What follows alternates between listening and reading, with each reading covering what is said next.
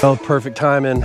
We ran out of canned carrots last night, so we're gonna come out and we're gonna harvest carrots, and hopefully we'll get enough to can.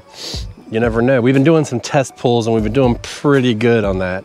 So we're gonna harvest our carrots that we planted this spring, and then we're also going to look for some squashes and harvest those. And I may even see a cucumber over there, I'm not sure yet. So we're gonna do a little bit of harvesting today. So now the one thing about this is I did use my new seeder to plant this, and the issue may end up being that they got overseeded, which I know they did. So there's a little bit of crowding, but we'll deal with what we got, right? We can't let them sit forever. I wanna put something else in their spot. I think I'm gonna carry out the lima bean situation on that, but enough of that stuff. Let's see how much of this gold we got, or orange gold maybe? I don't know, we'll see.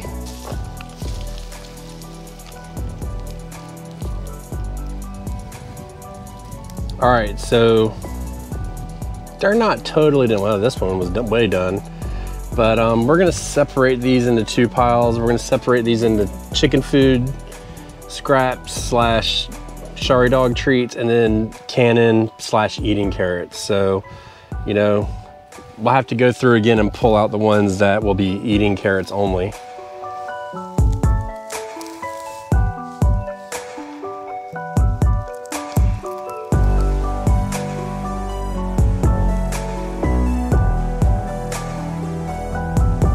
Ooh, I had to get out of the sun.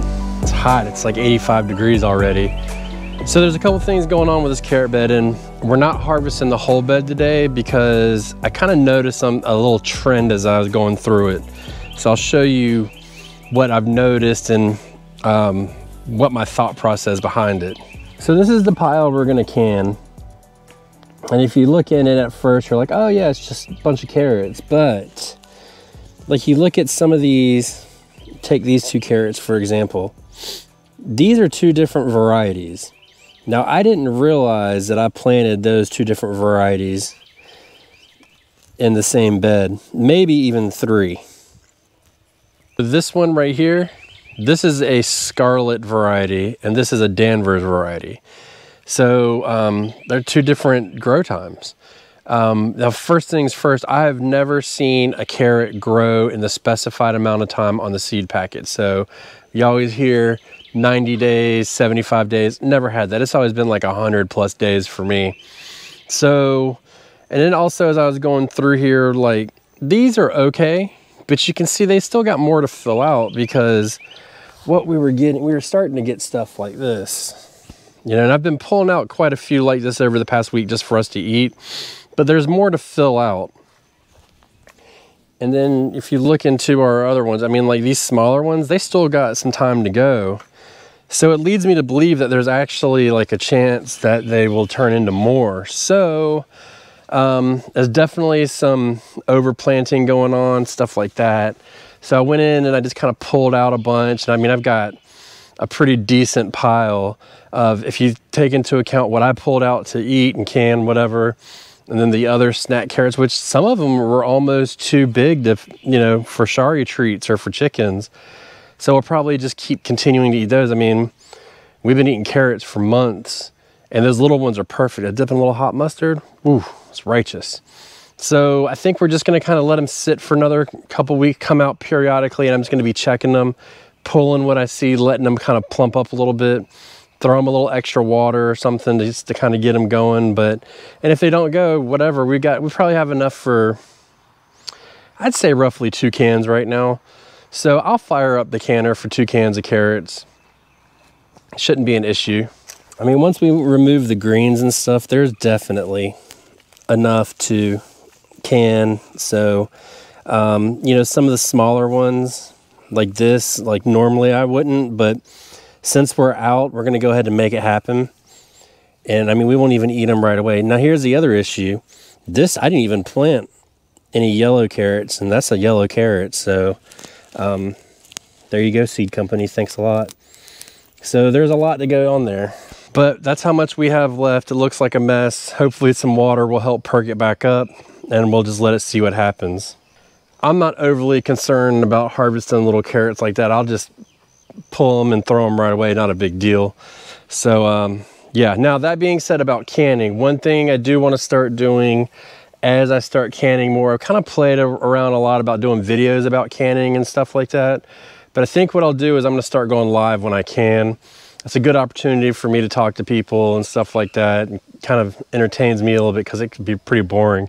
And carrots take a particularly long time to can. So if I'm going to be sitting there, I might as well be chatting with you guys, right? So keep an eye out for that. Probably maybe one day next week or something. Good thing about carrots is I don't have to can them right away.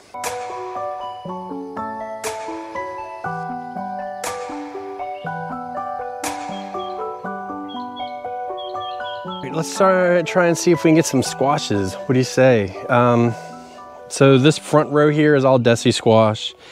And then in the middle here, we've got like yellow squash and zucchini kind of mixed up. And then on the back right here, we've got some pumpkins that we're starting to train, which are now growing. We actually had a good windstorm yesterday, so it blew over this plant. So it actually is giving this one room.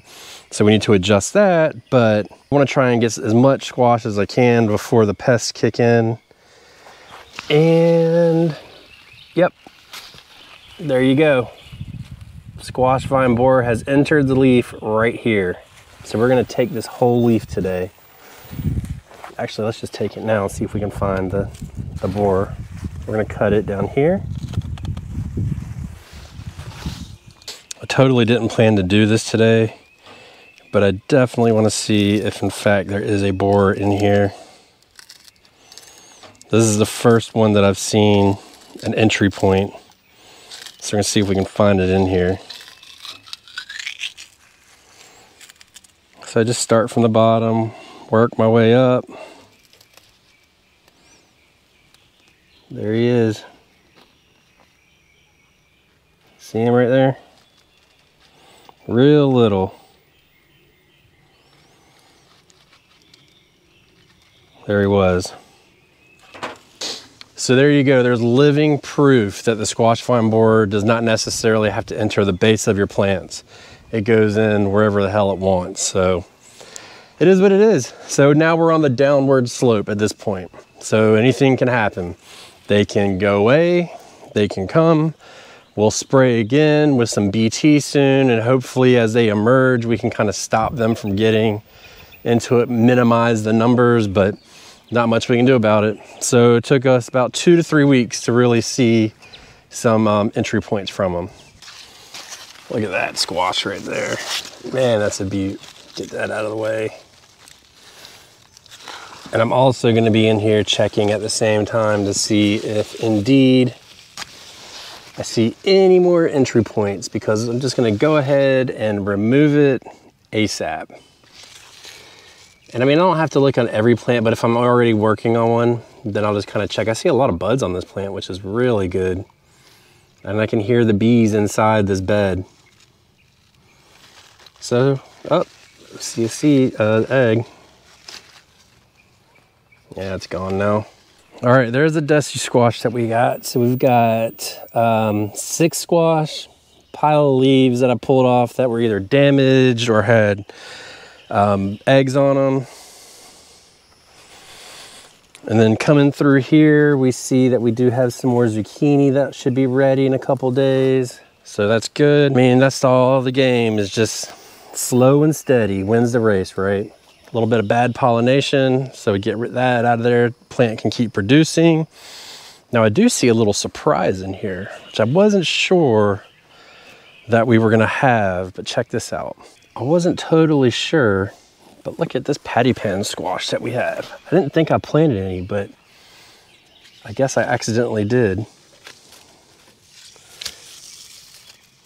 Look at that. She's ugly.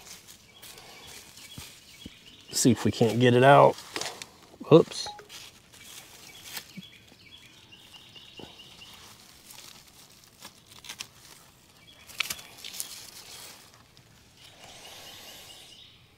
That is a funny looking squash, isn't it? It should be good though, which I'm glad we have a plant. I didn't want to have a whole lot, but I'm glad that we have at least one. And I can see up in here, you see like this leaf here? That's not doing any good. That's just going to cause 1, more issues, and 2, it's got a vine borer on it. So there is absolutely no reason to keep that leaf. So I'm gonna go through and just kind of trim all of this up a little bit from what I can reach through here, and then just kind of let it do its thing. And now the cucumbers. So what I'm gonna do here is I'm actually just gonna come through and trim the bottom leaves off of it, just to help promote a little bit of airflow through here. These leaves in the back here, they don't get a whole lot of sun. So I'm just gonna kind of do something like that, go up a little ways, trim it. And that way the air can just kind of flow through this bed a little bit better. We're gonna come out and get one of these kale plants probably next week, and that'll help with the airflow as well, and just kind of keep working our way down. Now, as far as harvesting off of them, we do have a lot of cucumbers. I just saw it, like this one here is growing. We got one here, over here. So what I'm looking for now, usually for me in my garden, the first cucumber harvest is generally not that great. There's a lot of poor pollination. So what I'm gonna look for is like poorly pollinated cucumbers. They're not really gonna get any size, and if they do, they're just gonna look kind of funny. So we're gonna go ahead and get those and just eliminate them off so the plant can keep focusing on growing more and more regular cucumbers. Hopefully we'll get some better pollination. I do see a lot of bees coming around here. Hell, I see ants walking in, they will help pollinate. So there's a lot of pollinators around, but these poorly pollinated ones, we're gonna get out, and actually I see one over here. So I'll show you that one. All right, here we go. So this is a very special cucumber. One, it's got bad pollination. Let me pull it off and I'll show you why I say that. So if you look at it, you see how it's just kind of misshapen and it's smaller at the bottom. That's generally an indication, and what'll end up happening is it'll grow bigger up here, but it'll just continue to be more pointed down there. Come back in the shade. So it's a special cucumber because I haven't eaten a cucumber in 2 years. We had first year, or 2 years ago, we had pickleworm. Last year, we kind of had a resurgence of the pickleworm, and I accidentally left the cucumber on the vine too long. And what it did is it caused it to stop producing. By the time I noticed it, it was too late. So, and I was also trying to grow natural pickling cucumbers, which for me, I've just never had good luck with. So I refuse to eat them from the grocery store, and I just didn't eat them for 2 years, basically. This cucumber right here, I'm gonna eat this cucumber, and well, oh my God. It's so much better than anything I've ever had. At a grocery store ain't got nothing on a homegrown cucumber, y'all. I was gonna say I was gonna put salt and pepper on it, but that ain't happening. So, yeah, I don't grow them. I don't eat them from the grocery store. I refuse. And that's why we have 2 different plants growing. So these are the national pickling, and the other ones here are it's either Sumter or Sumter with an N. I don't know which one it is. They're not doing as good, but that's kind of to be expected here. This doesn't get a whole lot of sun here, kind of spotted throughout the day, but they are coming along. So we are starting to get some growth and whatnot.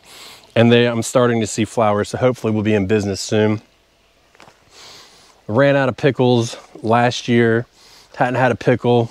Actually, I take that back. I've had a pickle, but a pickle is not a cucumber at all. So all in all, not bad. First cucumber I've eaten in 2 years, 5 squash, 1 patty pan, and enough carrots to get a small canning in. So look to there being a live at some point. I'll try and put a post up saying when I'm gonna go live, and we'll do that. And then we're good. Goodbye. I tell you what, that's just a good cucumber.